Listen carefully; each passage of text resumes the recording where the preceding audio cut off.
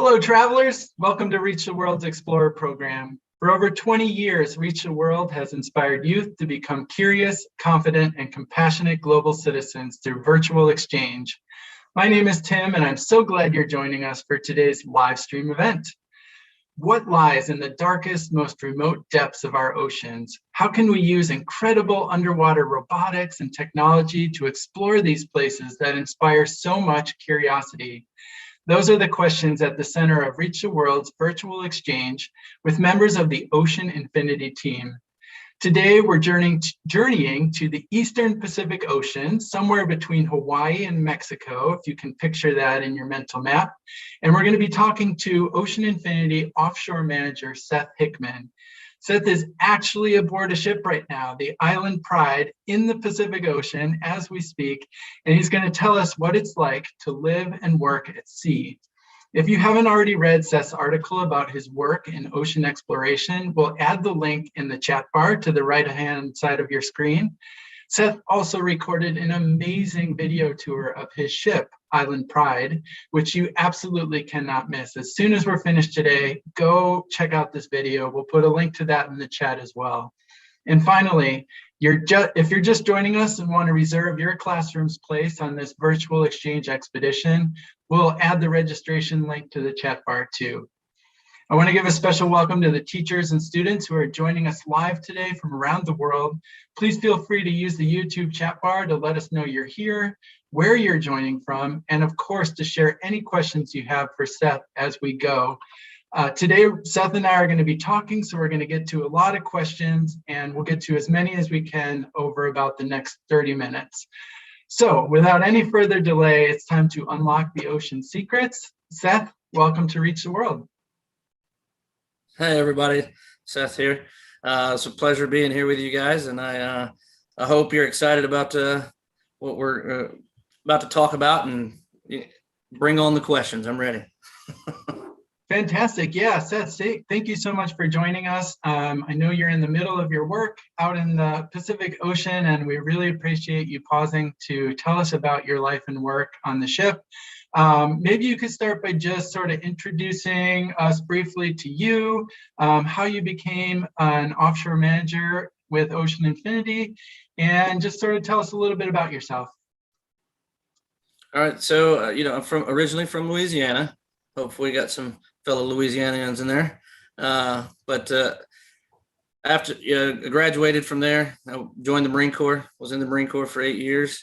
Got out of the Marine Corps and started doing land survey. After land survey, I heard about a company called C&C Technologies that was doing AUV. So I was like, oh, that sounds exciting. And it was more of a schedule. So I was able to be at work for a set amount of time and then be home for a set amount of time so that I could focus my attention when I'm home on the kids. Got some experience with that. And then I heard about Ocean Infinity wanting to do it bigger and better. So I jumped ship and came to Ocean Infinity. Started off as operating AUVs, and then after about a year, I got promoted through the ranks up to offshore manager. Now I'm managing a vessel. So where I have 6 AUVs, I have 2 ROVs, I have all kinds of winches and A-frames, all kinds of stuff on the vessel to use to do whatever anybody hires us to do. So it's exciting. It's fun. I love my job. All right, great. That was a great preview of how you spend your days at sea. I think that for many of us, there's a lot of mystery around what people who live and work at sea do on a given day. Can you give us a sort of an overview of what a typical day might look like for you on the ship? For me, I get up and obviously I have to have my coffee to jumpstart the day. Don't drink coffee; it'll stunt your growth. But after coffee, it's basically checking all the emails that I've received throughout the night, because sometimes I'm on different time schedule than people in London or UK. Right now, my boss is 9 hours ahead of me. So some of the when I'm sleeping, he's sending me emails, and so I've got a lot of emails to check, and then I've got meetings to set up. We'll have a morning meeting with all the department leads, with AUV and ROV, and then survey departments, and the vessel marine crew is also there. So we have that meeting, discuss what's happened the past 24 hours, discuss what's going to happen the next 24 hours, and move on from there. After that, I send all those minutes out, the minutes of the meeting, which is basically taking down all the little notes in an electronic format, and I send it out to all my bosses, and so they know what's going on shore, because obviously they're not here to see what's going on as I am. After that, lunch is the first thing I'm looking forward to. It's a really good food. After lunch, I typically play ping pong for about 30 to 45 minutes, get a good sweat on, because I don't like going to the gym. That's too much work. But after ping pong, back to just basically walk around the vessel, go to the different departments, see how they're doing, make sure morale is up and everybody's happy to be at work and doing their job safely. That's one of the main priorities of my position, is to ensure that what we leave port with, we come back with. So, and then dinner and sleep. You know, it strikes me that your workday sounds very similar to a workday of somebody who's on land doing work, except there are probably some notable differences. What's the most like striking difference between, or differences between, how you spend your workday and how someone working on land would? Well, first off, I think the biggest difference would be that my office moves. You know, it's constantly moving. It's rocking side to side. So you know, we're constantly on an uneven platform to where we call it getting your sea legs. You know, you start to stabilize with the vessel and moving with that. Other than that, I guess it would be the communication. You know, we have fairly good communication right now, internet connectivity. There are times where we might be transiting to a new site and satellite coverage is not the greatest, so we lose bandwidth and we're not able to watch videos or maybe even do FaceTime home. So, but fortunately for this call, we have good internet. Other than that, I guess it's fairly normal, besides just being on the ocean and no one else around you except for the people that you're working with on the boat. I'm glad you mentioned no one else around you, because you had personally quite a journey to get to where you are now. How did you get from your home to where you are now? So I flew from, like as I said, I live in Louisiana, and then I flew to Dallas was my first stop and a little layover there. And then from Dallas to San Diego. So I think that's roughly 1,420 miles as the crow flies. So it's a straight line from Monroe, Louisiana to San Diego. And then once I got into San Diego, we stayed on the boat, did what we call a mobilization. And that means bringing on the equipment that the client requires, or whoever hired us. You know, if they have special equipment, we bring it on, and we take a little time to make sure it's sea fastened properly so that it doesn't tip off the vessel when we transit. From San Diego to the site was roughly about 1,400 miles as well. And we traveled obviously by the vessel. We went at about 12 knots. Don't ask me what that is in miles per hour. Google can answer that one. Not as fast as an airplane. Negative, not as fast as an airplane. Took us roughly, I think it took us about 4.5 days to get here. So we're 4.5 days from where we started. Okay, and you, just to bring this around first full circle, how long will you be where you are doing your work, and when will you be back home again? So we do crew, we're offshore for 6 weeks at a time. So we have to back plan basically from our next crew change day, and then just figure out where we're going to be at a certain time to transit back to San Diego, which is where we're going back to. So we have to do the crew change on the 15th. So basically 5 days before that, we'll have to start sailing in. So roughly on the 10th, we'll start sailing back in to do our crew change and get the fresh new faces out here. Okay. We have a question from the online audience. They're wondering, I mean, it looks to me like you're in pretty calm seas right now. At least there aren't things flying off of your bookshelf behind you. What do you do when the ocean is rough? Because we know it gets rough. Well, typically I constantly send out a weather forecast daily, which is a 7-day forecast. So we try to monitor it as best we can. And, if there's a hurricane coming, we'll move away from sight and get out of the path of the hurricane in order to make sure everybody's safe. If it's not really hurricane weather, I've been in seas where it was 15-meter seas. So multiply that by 3.128, I believe is the number. And then that's how many feet it is. So a little over 30 feet and, 45 feet and waves. It's pretty significant. But you just make sure everything is secured. You take things off desks that are going to slide, put things on the floor, kind of put heavier things up next to it, up against the wall. Just try to make it as safe as possible so that things aren't breaking. And well, just that's pretty much it. Yeah, and that never stops. It doesn't stop when it's bedtime. It doesn't stop when it's time to work. No. I imagine when you're in the midst of some bad weather, it can be an ordeal.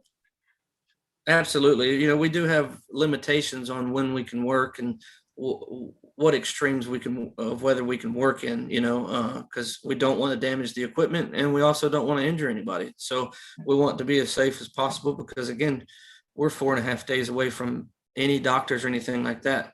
We do have a medic on board, but he's more of a paramedic. So if there's any kind of surgeries or things like that need to occur, he's not really sufficient to do that. So we would have to transit in real fast, as close as we can get to shore, and get a helicopter out to do any kind of thing like that. So we'll always work as safe as possible. Sure. Yeah, I know a lot of our students are going to be really interested in the cool technology that you have on your ship. We saw in your video tour of the ship that there are monitors everywhere and just some really amazing technology. I wonder, do you have to, what makes your ship capable of processing all of that? It seems like that you need to have a special kind of ship to accommodate all of the really neat technology you operate. Yeah, we do have a very elaborate server system, with basically a big computer, big brain, and that stores all of our data and runs our network and internet. And you got cables running all through the vessel to network cable. There's all kinds of stuff. But yes, it's a lot of storage and a lot of memory that is on the computer. So it is a pretty big ordeal. All right, you get, as part of your job, you get to travel all over the world and see all kinds of amazing things. What's one of your favorite places that you've been as part of your job? Well, I've been to Scotland and Iceland and been around Greenland, but I think one of my favorite places is, because not many people have been there, it's probably the Falkland Islands, which is islands just to the south of South America. Southeast there. So we traveled all the way from Uruguay down to the Falkland Islands, which was pretty awesome. You got to see a lot of icebergs, and it was really cold. I got to actually spend some time on the Falkland Islands. So I think that was probably one of my favorite unknown or less known places that I've been to.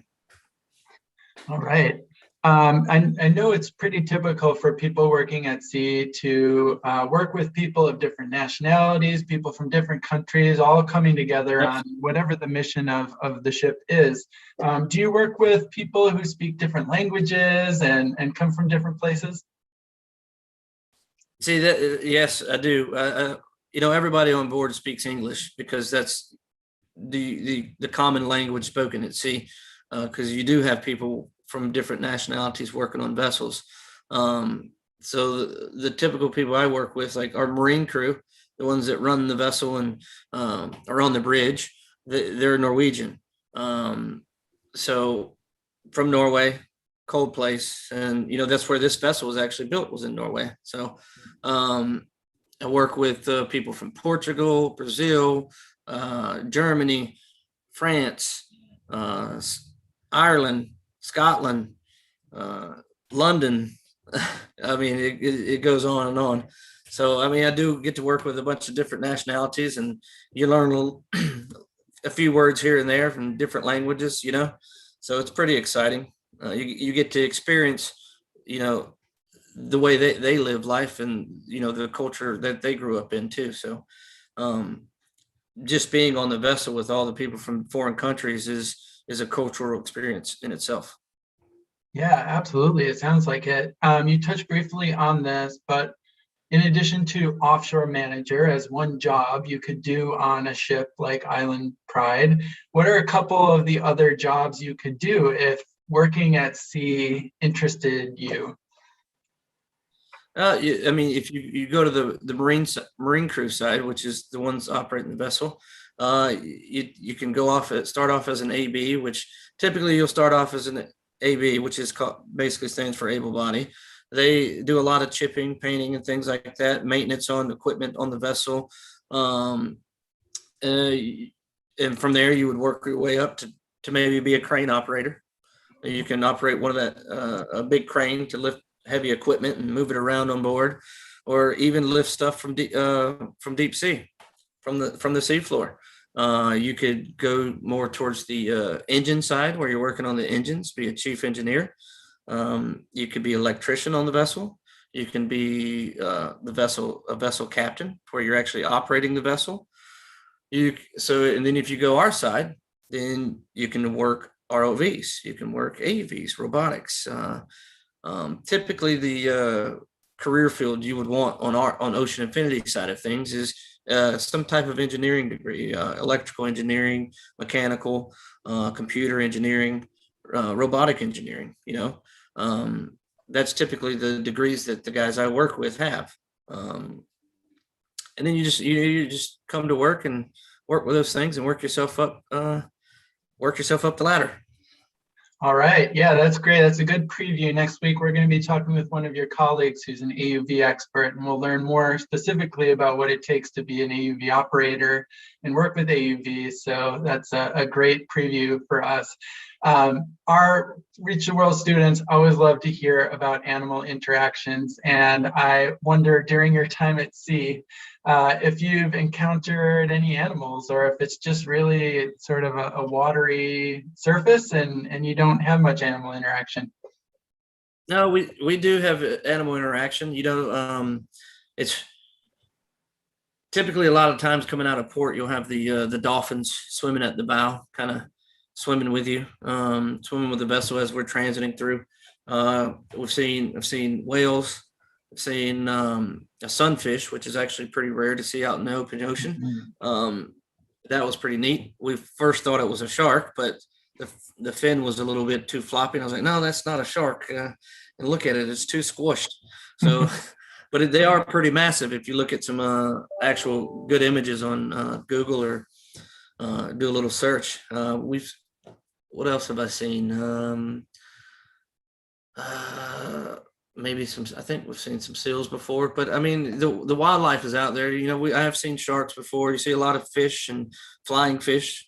Those particularly come out around the ship because they like the light beaming out when we have the vessel lit up at night. So they're all flying around the vessel. And I think last night, one of the guys saw a marlin. So that was pretty neat.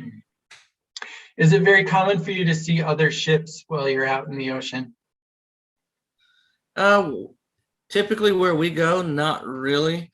I mean, there are times where we have jobs that are close to common shipping channels, so you do see a lot of vessels. But yeah, I mean, I do see vessels out transiting across when I've been in the Atlantic doing the transatlantic journey, you see cargo ships mostly traveling across, but not many vessels of our stature that are out and about. All right. Always a lot of interest in how people in different professions spend their day. And you've told us a little bit about your work day. I assume you get some days off in there too, I hope. What do you do when you have free time besides ping pong? Honestly, just really hang out with the crew. I mean, I try to keep that open door with them so that, they feel comfortable working for me and they're not scared to actually do their job. Being a manager, sometimes people are scared to approach and talk about situations. You're at sea for 6 weeks. So the people that work for me, they need to have an outlet, and I want to be able to be an outlet for them. So it's just trying to be there for them and keep morale up. Maybe I'll go to the cabin, watch a movie or two, but hardly ever have any time for that. It's usually work then sleep. Okay, for six pretty intense weeks, and then you go home. And then I go home, and then that's where my fun begins with family life. I get to hang out with my kids. So, of course, yeah. What would you consider to be the best part of this career of living and working at sea? I mean, most people don't ever spend as much time at sea as you do. What keeps drawing you back? I think it's the camaraderie, the teamwork, the relationship you build with the people that you work with. It is a second family. We live half of the year together on the same vessel. I think that's what draws me back. It's just the people I work with. Sure. Yeah, of course. I can see how you form pretty deep bonds with people you spend that much time with.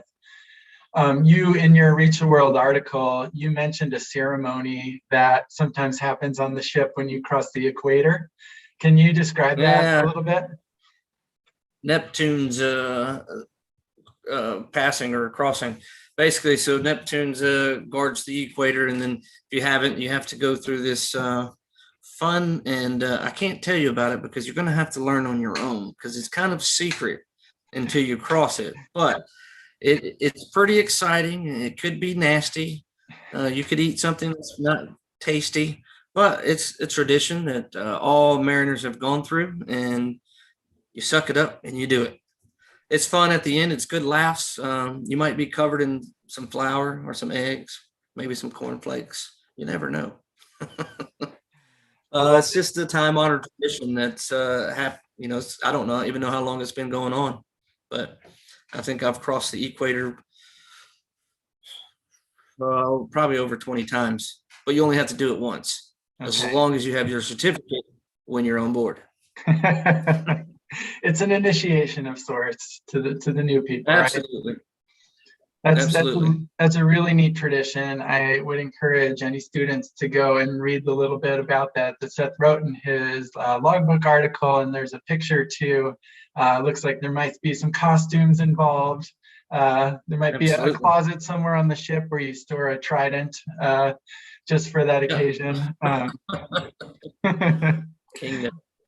Very cool. Can you give us a sense? You said just about every 6 weeks the ship has to go into port to restock. What are some of the things that happen when a ship's in port? So we'll go in, after being at sea for 6 weeks, sometimes you'll need fuel, depending on how far you traveled and how fast you traveled at, because the faster you go, the more fuel you burn. So sometimes you come in, you get fuel. We might need consumables to do work like tape. We might need some screws, or we might need some more metal or wood for fabricating. So you get all kinds of, you order stuff from our agent. The biggest thing is change people out and get more food. Mm-hmm. That's the biggest, most important thing on a ship when you're offshore for 6 weeks is that the food is good. That makes 6 weeks go a lot faster and better. Well, again, referring back to your logbook article, it looks like you are not suffering in any way from the food on board. It looked pretty tasty.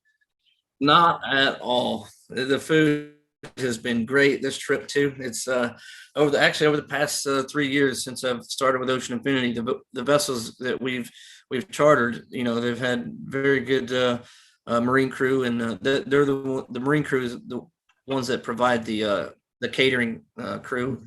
But all the vessels I've been on so far with Ocean Infinity have had very good food. It's been amazing. All right. Well, it sounds like in your role, you have a lot to do with the harmony and the inner workings on board the ship.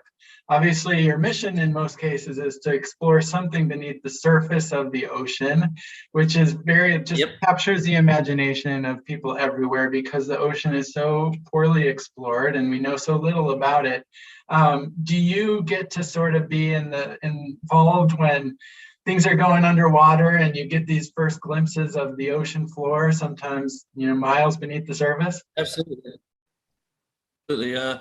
I'm always there. I'm always present. Uh, Depending on what's going on, if it's the beginning of the job and it's our first ROV dive and we're going to the bottom, I'll usually be there once we touch down or get close to the sea floor. Just hang out, make sure the guys are okay, and go from there. So yes, I do get to witness it all. It's pretty exciting. I get to look at all the data that the AUVs collected, so I get to see everything, and it's pretty fun. What for you is the most exciting part of that process? Is it your first glimpse? Is it what, an AUV comes back with when you're reviewing the data, or is it something else? Because we don't. I think it's the AUV data probably. At first, that's the first like interesting thing to me is because we're down there surveying. We really don't know what's there, until we get the AUV back and download the data and process it all. You might find a surprise. You never know, or it could be nothing. And then, in that AUV data, if you find a surprise, then we get to go down with our ROV and look at whatever we want to look at. So sometimes you might see some sea life that you've never seen before. That's happened before. I've seen some stuff that I don't know what it is. Seen a lot of crabs, though. A lot of crabs. Yeah, it's so neat that I would assume most of what you're looking at, nobody has ever seen before. And that sort of brings me into my final question where time has just flown by talking to you. We at Reach the World and as part of the Explorer program, bill Ocean Infinity and what Ocean Infinity team members do as exploration, and you are explorers. Do you consider yourself an explorer? Absolutely. I get to travel and I enjoy doing it. Would you call yourself an explorer if you didn't enjoy it? I get to travel all the time. I love what I do. I wouldn't change my job for anything. It's amazing. The different countries I get to go to, the different sites I get to see while I'm in those countries, is a lot more than other people get to experience. So I do count myself fortunate to be an explorer. Cool. If there was sort of one place on the earth that you could go to that you haven't been before, that you'd love to sort of investigate either on land or underwater or at sea, what would it be? Well, I would love to have gone to Antarctica on the Shackleton expedition. Unfortunately, I had other things I had to do, so I missed that one. But I would love to, if we ever get a chance again to go, Ocean Infinity ever gets a chance to go back to Antarctica, I'd love to hop on that one and go. Yeah, I can imagine. So cool. For those of you who did not take part in Reach the World and Ocean Infinity's virtual exchange expedition to the Woodell Sea about a year and a half or so ago, you can check it all out. We have lots of great sort of articles from team members. Sorry, not trying to rub it in here, Seth, but we had lots of great conversations with people who were there. And I can see why that's a place you'd like to go, as do many of us. Seth, this has been so much fun. I want to thank you so much for joining us from the middle of the Pacific Ocean today. It feels like a very special event for us. You've told us and taught us so much through your article and your great video tour of the ship, what it's like to work and live at sea. I want to thank also our YouTube live stream audience. We had some great questions today. It's so much fun to be able to connect students with the amazing explorers at Ocean Infinity. And I hope you all get a chance to visit the expedition homepage, read Seth's article, make sure, please watch his video tour of Island Pride. It's fantastic, gives you a great sense of what Seth's everyday life is like on the ship. And if you are a classroom or teacher, you can register to follow the entire expedition with the Ocean Infinity team. You won't miss a single article or video call, and we have a bunch more coming up over the next couple weeks. For a complete listing of upcoming Reach the World events, you can visit athome.reachtheworld.org. But for now, Seth, we're going to say goodbye. Thanks so much for joining us. It's been a pleasure, and I hope you all have a great day.